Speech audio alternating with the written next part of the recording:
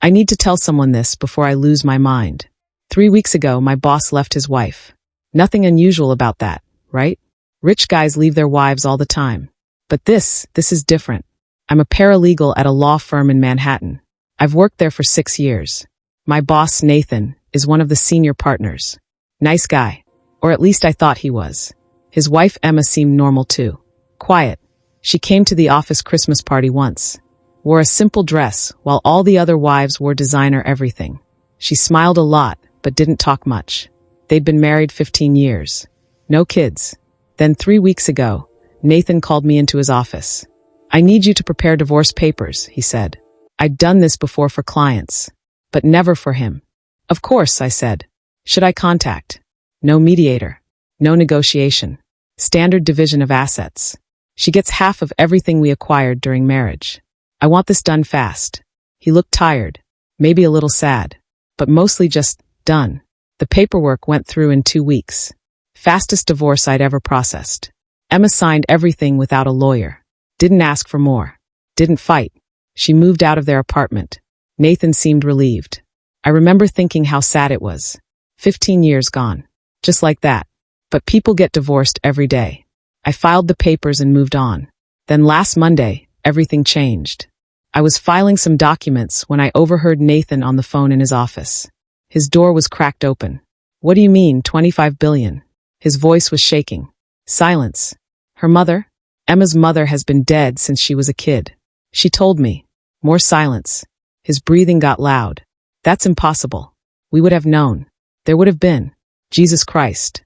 I probably should have walked away. But I didn't. When did the will become public? He asked. Long pause. Last week.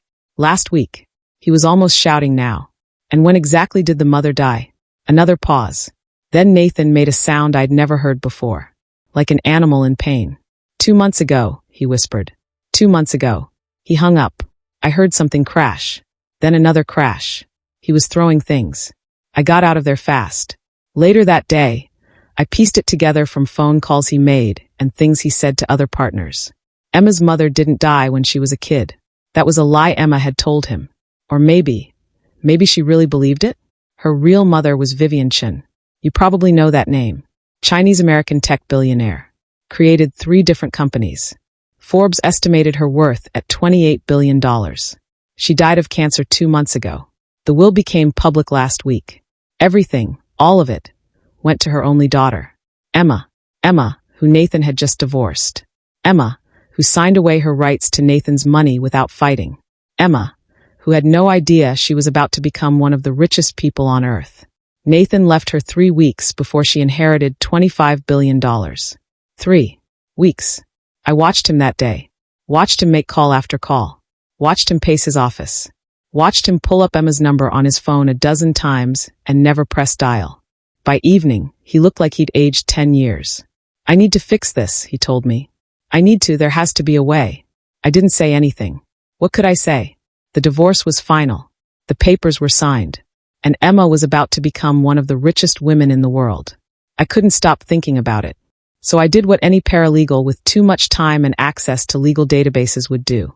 I started digging. Vivian Chen's story was all over the internet once I knew where to look. She was born in San Francisco in 1964. Her parents were immigrants. Strict. Traditional. They owned a small restaurant in Chinatown. When Vivian was 17, she was raped by a customer. Got pregnant. Her parents were ashamed. They sent her to live with an aunt in another state. Made her have the baby. But they wouldn't let her keep it. She gave birth alone in a hospital. Never held the baby. Signed the adoption papers the same day. The baby was Emma. Vivian came back to San Francisco broken. She threw herself into school. Got a full scholarship to Stanford. Studied computer science when women barely did that. She graduated top of her class. Started her first company at 23. It failed. She started another one. That one failed too. The third one was different. A software company that created encryption technology. It took off. Made her a millionaire by 30. She sold it. Started another company. Then another. By 40, she was a billionaire. By 50, she was one of the most powerful people in tech. She never married. Never had other children. Lived alone in a penthouse in Manhattan. The same city where Emma lived. I found an interview she did with Forbes 5 years ago. The reporter asked why she never started a family. I had a child once, she said. A long time ago. I wasn't ready. I gave her up. It was the right decision at the time. Do you ever regret it? The reporter asked. Vivian was quiet for a long time. Then she said, every single day. That was it. She never mentioned Emma again publicly. But I kept digging. I found court records. Sealed, but I have friends in the clerk's office who owe me favors. Vivian hired private investigators when Emma turned 18. She wanted to know where her daughter was, what she was doing, if she was okay. The investigators found Emma in foster care. She'd bounced between homes her whole childhood. Some good, some bad, most just empty. Emma aged out of the system at 18 with nothing. No family, no support, just a high school diploma and a bus ticket to wherever she wanted to go. She chose New York. She worked 3 jobs while going to community college, got her teaching certificate, started working as a substitute teacher. That's where she met Nathan. He was doing pro bono work at her school. Some case about funding or something. They started dating, got married 2 years later. Emma was 25. Nathan was 32. And the whole time, Vivian was watching. The investigators' reports went back 13 years. They documented everything. Where Emma lived, where she worked, who she married. There were photos. Hundreds of them. Emma at the grocery store. Emma walking to work. Emma and Nathan at a restaurant. Vivian had been watching her daughter for 13 years. And she never made contact. Not once. Why? I found the answer in a letter Vivian wrote to her estate lawyer 6 years ago. It was in the court files. Part of the estate planning documents. She wrote, I'm dying. The doctors give me 5 years, maybe less. I need to make arrangements for Emma. But I can't tell her who I am. I can't. What if she hates me? What if she thinks I abandoned her for money? What if knowing about me ruins the simple, honest life she's built? I won't risk it. I'll give her everything when I'm gone. When I can't hurt her anymore. 5 years. Vivian knew she was dying 5 years ago. She could have met Emma. Could have explained. Could have had those years together. But she was afraid. So she watched. She documented. She built her fortune higher and higher. And she wrote a letter. 63 pages. Single-spaced. Everything she wanted to say but couldn't. When Vivian died 2 months ago, her will was simple. Everything to Emma. All of it. $25 billion. And a letter that Emma didn't know existed until last week. I sat in my apartment reading all this, and I felt sick. Not because of the money. Because Vivian spent 13 years watching her daughter live a modest life. Watching her struggle. Watching her work multiple jobs. Watching her stay in a marriage that was clearly fading. And she never helped. Never reached out. She just watched and took notes and felt guilty and did nothing. All because she was afraid. The same week Vivian's will became public, I saw something else in the records. Nathan had met with a divorce attorney 4 months ago. For months. He'd been planning to leave Emma for 4 months. Which means he made that decision while Vivian was still alive. While Emma still had a chance to know her mother. He didn't leave because he fell out of love suddenly. He left because he'd been thinking about it for months. Looking at his life. His wife. Their apartment. Her teacher's salary. And deciding it wasn't enough. 3 weeks later, Emma inherited $25 billion. The timing was so perfect it almost seemed planned. But it wasn't. It was just life. Cruel, random, devastating life. 2 days after the will became public, Emma's lawyer called our firm. She wanted to see Nathan. Nathan panicked. I'd never seen him panic before. He was always calm. Always in control. Not anymore. What does she want? He kept asking. Why does she want to see me? I don't know, I said. She just asked if you'd meet her. Should I bring a lawyer? She said just you. He looked terrified. They met at a coffee shop 3 blocks from our office. Nathan asked me to come. As a witness, he said. I think he was scared to be alone with her. Emma showed up exactly on time. She looked the same as always. Target jeans. Old navy sweater. Hair in a ponytail. No makeup. She didn't look like someone who just inherited $25 billion. She looked like Emma. Hi Nathan, she said. Emma. I didn't know. About your mother. About any of it. I know. I would never have, if I'd known. She just stared at him. He tried again. Is there any way we can? No, she said. Simple. Final. Emma, please. I made a mistake. We can get remarried. We can. You left me 3 weeks ago, she said. Her voice was flat, empty. You said you didn't love me anymore. You said 15 years was enough. You said you wanted a different life. I was confused. I was going through something. You were fine with leaving me when you thought I had nothing. The words hung there. Nathan's face went red. That's not fair. The money has nothing to do with. Doesn't it? Emma tilted her head. You met with a divorce lawyer 4 months ago, Nathan. I know. I saw the receipts when I was packing. You've been planning this. He went pale. Emma, you didn't leave because you were confused. You left because you looked at your life and decided I wasn't enough. Our apartment wasn't enough. My job wasn't enough. I wasn't enough. That's not true. Then why did you leave? Silence. Nathan opened his mouth, closed it, opened it again. Nothing came out. Emma stood up. I didn't come here to punish you, she said. I came to tell you something. She pulled out a piece of paper, set it on the table. I opened my mother's letter last night. Nathan stared at the paper like it was a snake. She explained everything. Why she gave me up. Why she never contacted me. Why she left me everything. Emma's hands were shaking now. Just a little. She was raped when she was 17. That's how she got pregnant with me. Her family forced her to have the baby, but wouldn't let her keep it. She was sent away. Gave birth alone. Never even held me. I felt sick. She spent the next 40 years building her empire. She never married. Never had other children. And every year on my birthday, she put money into a trust. For me. For when she died. Emma picked up the paper. She hired investigators to watch me my whole life. She knew where I was. What I was doing. Who I married. Nathan was crying now. Actually crying. She wrote that she almost contacted me 100 times. But she was afraid. Afraid I'd hate her. Afraid I'd want her money, not her. Afraid she'd ruin my life by being in it. Emma's voice cracked. The letter is 63 pages long. She wrote about every birthday she missed. Every milestone. Every time she wanted to call me and didn't. She put the paper back in her bag. She died alone in a hospital room. The cancer took 6 months. She could have called me. Could have met me before the end. But she didn't. Because she was afraid. Emma looked at Nathan with dead eyes. You left me because you thought I was ordinary. Not worth your time anymore. Not enough. Emma, my mother left me because she loved me too much. Because she thought I was better off without her. Because she was scared she'd ruin the life I'd built. She picked up her bag. You're both wrong. And you're both gone. And I'm alone with more money than I can ever spend, and a letter from a dead woman who loved me but never told me. Nathan reached for her hand. She pulled away. Don't contact me again, she said. Don't call. Don't email. Don't show up at my apartment. We're done. We were done the moment you signed those papers.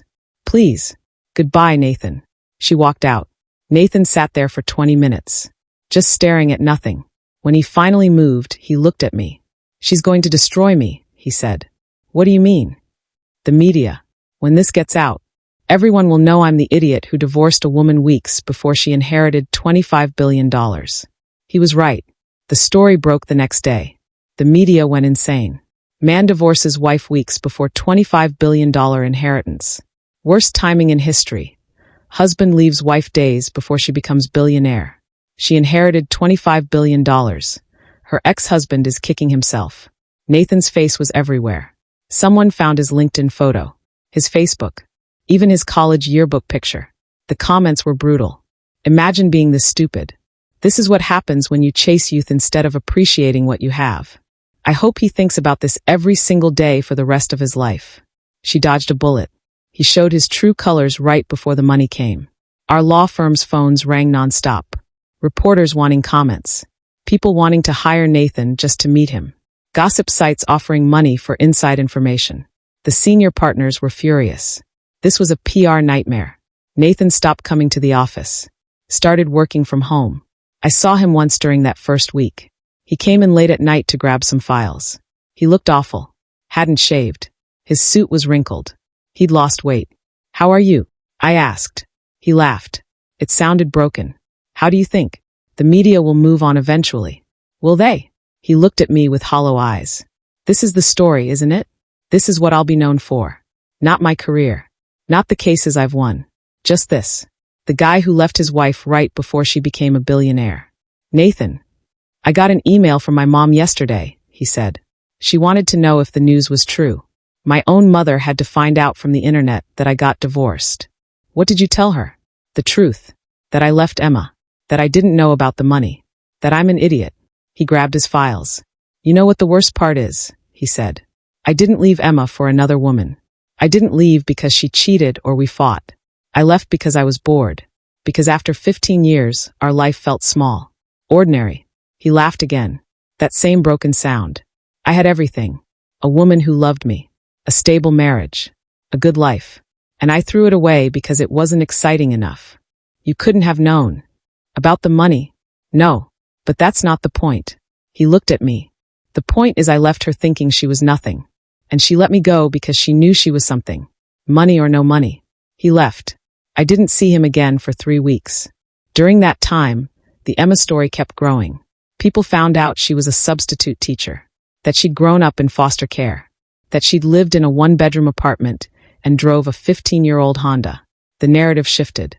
It wasn't just about Nathan's bad timing anymore. It became about Emma. This woman who'd been abandoned twice. Once by her birth mother, once by her husband, and who faced both with quiet dignity. Someone found an interview she'd done for a teaching magazine 2 years ago. She'd talked about why she became a teacher. I grew up without stability, she'd said. I want to be the stable presence for kids that I never had. The interviewer had asked about her family. I don't have one, Emma had said simply. But that's okay. I'm building my own family with my students and my husband. That quote went viral. Her husband. The one who left her. Then the donations started. Emma gave $10 billion to foster care organizations. Just like that. The biggest single donation in history. Another $5 billion to cancer research. $3 billion to education programs for low-income communities. She was giving it away. Almost all of it. A reporter managed to get a statement from her. This money isn't mine, Emma said. It belonged to a woman I never knew. A woman who watched my life from a distance, but never had the courage to be part of it. I can't keep it. It feels like blood money. Like guilt made physical. The reporter asked what she planned to do with the rest. I'm keeping enough to live comfortably, Emma said. The same way I've always lived. The rest will go to people who actually need it. People like me. People who got abandoned and had to survive anyway. What about your ex-husband? The reporter asked. Some people are saying he deserves something since you were married when your mother died. Emma's answer made headlines. Nathan deserves exactly what he asked for when he filed for divorce, she said. Nothing from me. He made that choice. I'm just honoring it. Brutal. True. Final. I showed the article to Nathan when he finally came back to the office. He read it without expression. She's right, he said quietly. Nathan. She's right. I asked for nothing. That's what I get. He went into his office and closed the door. That's when I started noticing the changes. Nathan stopped taking new clients. Started delegating his cases to junior partners. Came in late. Left early. The senior partners were worried. He was one of their best attorneys. But he was falling apart. One of them asked me to check on him. I knocked on his office door around 8 p.m. He was alone, staring at his computer. Nathan, you okay? I'm reading her mother's obituary, he said without looking at me. I stepped inside. Closed the door. Vivian Chin died alone, he said. The obituary says she had no surviving family. No funeral. Her ashes were scattered at sea. That's sad. She watched Emma for 13 years. Knew everything about her. Where she lived. Where she worked. Who she married. He finally looked at me. She knew about me. She watched me marry her daughter. I know. What did she think? His voice broke. When she saw me, did she think I was good enough for Emma? Did she approve? Did she hate me? Nathan, she's dead. I'll never know. Emma will never know. All we have is that letter. 63 pages of everything Vivian wanted to say but couldn't. He turned back to the screen. Emma's reading it 1 page a day. Did you know that? I saw it in an interview. 1 page a day so it lasts longer. I didn't know what to say. 63 days, Nathan whispered. That's how long Emma has left with her mother. 63 days of reading words from a dead woman. And then nothing. Forever. He closed his laptop. I had 15 years with Emma. 15 years of real conversations. Real moments. Real life. And I threw it away. You made a mistake. No. He stood up. A mistake is forgetting an anniversary. A mistake is saying something thoughtless. What I did wasn't a mistake. It was a choice. I chose to leave her. I chose to believe our life wasn't enough. I chose wrong. He grabbed his coat. I'm going home. Do you need? I need to be alone. He left. I stayed in his office for a while, looking at his computer screen. The obituary was still open. Vivian Chun, 1964 to 2024. Tech entrepreneur. Philanthropist. Survived by no one. Except she was survived by someone. By Emma. The daughter she loved too much to meet. The daughter who would have forgiven her in a heartbeat. If only Vivian had been brave enough to ask. I quit working for Nathan 3 months after the divorce became public. I couldn't watch him destroy himself anymore. But I kept track of Emma. Everyone did. She became famous. Not just for the money, but for what she did with it. The foundations she started. The foster care programs. The scholarships. The cancer wards. And the letter. She was on day 47 when I saw her on the news. A reporter asked how she was doing. I'm learning about my mother, Emma said. 1 page at a time. Yesterday I read about my 5th birthday. She wrote that she bought me a present, a stuffed rabbit, but couldn't figure out how to send it without revealing who she was. So she kept it. For 20 years. It's in a box with my name on it. Did you get the box? Yes. The rabbit's in my apartment now. It smells old and dusty, and it's the most precious thing I own. The reporter asked if she was angry at her mother. Emma thought for a long time. I'm sad, she finally said. I'm sad she was so afraid. I'm sad she thought I wouldn't forgive her. I'm sad we missed 40 years together because she couldn't risk being rejected. Would you have forgiven her? In a heartbeat, Emma said. Her eyes filled with tears. I would have forgiven her before she finished explaining. Because I know what it's like to be scared. To think you're not good enough. To believe the people you love are better off without you. She wiped her eyes. My mother and my ex-husband both made the same mistake. They both left.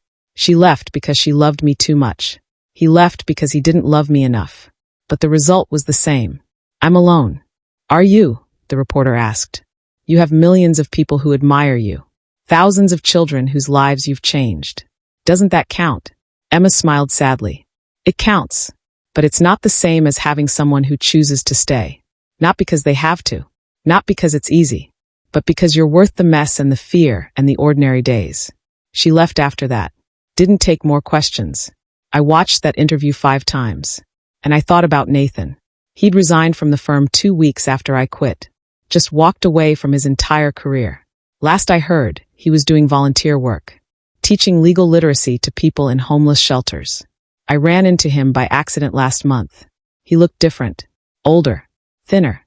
But somehow more solid. Less polished but more real. Hey, I said. Hey. He smiled. It looked genuine. How've you been? Good. You? Better than I was. He gestured to the shelter behind him. I work here now. Full time. Really? Yeah.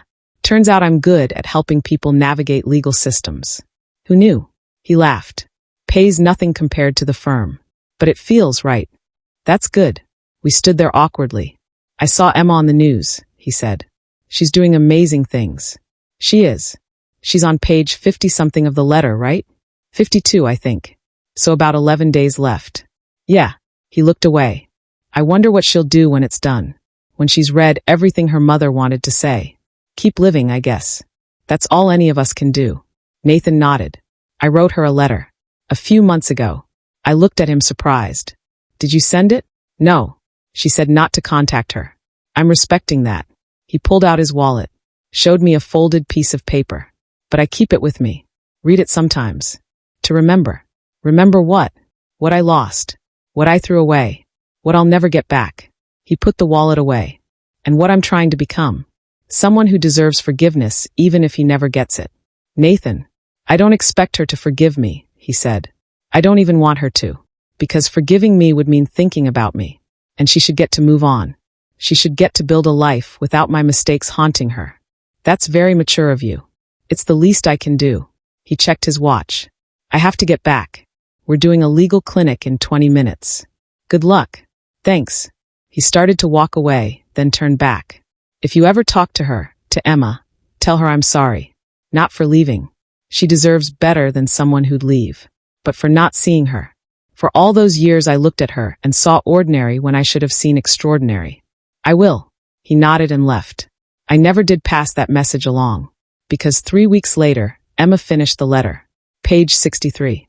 She posted about it on the foundation's website. I finished my mother's letter today. The last page was written the day before she died. She was in pain. The handwriting is shaky. But the message is clear. Emma, my beautiful daughter. I'm sorry I was too afraid to know you in life. I hope my death can give you something my life never could, freedom. Freedom from wondering who your mother was. Freedom from the burden of my cowardice. Use this money to build the world you deserve to grow up in. A world where children aren't abandoned. Where love isn't something to fear. Where people choose each other bravely. I loved you from the moment you were born. I loved you every day after. I loved you too much to risk losing you.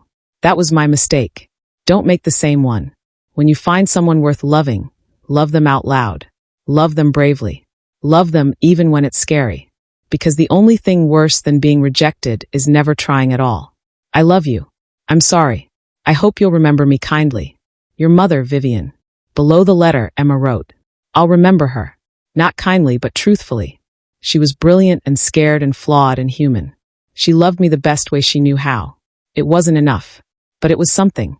Tomorrow I'm closing the foundation. All the money has been distributed. All the programs have permanent funding. My mother's fortune is gone. I'm going back to teaching. I'm going back to my one-bedroom apartment. I'm going back to being ordinary. Because being extraordinary never made me happy. It just made me visible. And visibility without connection is just loneliness with an audience. Thank you all for your support. I hope the work we've done honors my mother's memory better than knowing her in life ever could have. Goodbye. That was 6 weeks ago. Emma disappeared after that. Deleted her social media. Stopped doing interviews. The foundation's website went dark. People speculated. Where did she go? What was she doing? Was she okay? I didn't wonder. I knew. She was somewhere quiet. Somewhere ordinary. Living the life she'd always wanted. The life her mother's money had temporarily interrupted. Last week, I got a package. No return address. Just my name. Inside was a note in handwriting I didn't recognize. Thank you for being kind when kindness wasn't required. For seeing me as human when everyone else saw a story. Nathan was lucky to have someone like you in his corner. I hope he becomes the person he's trying to be. I hope you're happy. I hope we all find the courage my mother never had. That was it. No letter. No explanation. Just those few lines. I showed it to Nathan. We meet for coffee sometimes now. Strange friendship, but it works. He read it 3 times. She's free, he said finally. That's what she's telling us. She's free of the money. Free of the story. Free of us. Are you free? I asked. He thought about it. I'm working on it. Every day. Trying to be someone who would deserve a letter like this. Someone who sees people. Really sees them. I think you're getting there. Maybe. He folded the note carefully. Handed it back. But it doesn't matter if I get there. What matters is that I try. Every day. For the rest of my life. That's very Buddhist of you. He laughed. I've been reading a lot of philosophy. Turns out when you destroy your life, you have a lot of time to think about why. We finished our coffee. Said goodbye. I walked home thinking about the 3 of them. Vivian, who loved so hard she couldn't risk it.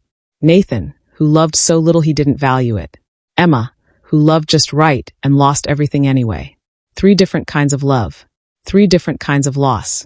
And $25 billion that couldn't fix any of it. My phone buzzed. A news alert. Former billionaire heiress Emma Chin spotted teaching at Brooklyn Public School. There was a photo.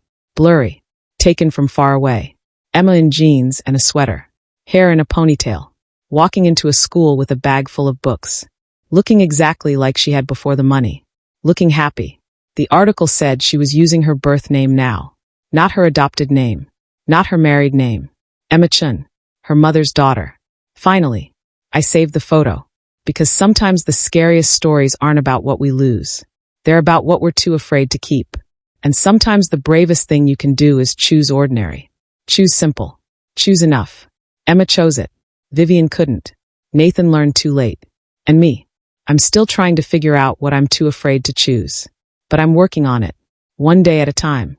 Just like Emma reading that letter. 1 page at a time. So it lasts. So it means something. So the fear doesn't win.